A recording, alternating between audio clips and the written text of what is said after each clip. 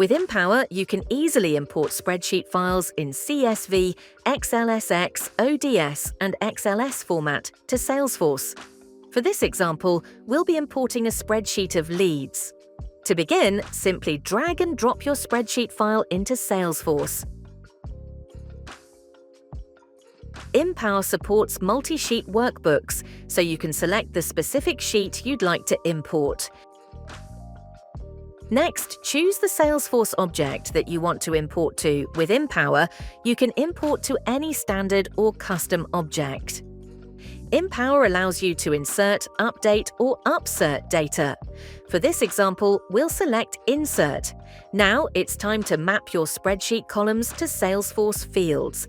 In this case, the fields have been automatically mapped. Simple. Since all these leads are from the UK, we'll also add a constant value, United Kingdom, for the country field. Finally, we'll review the import job before clicking Submit. And that's it. Our import has been completed successfully.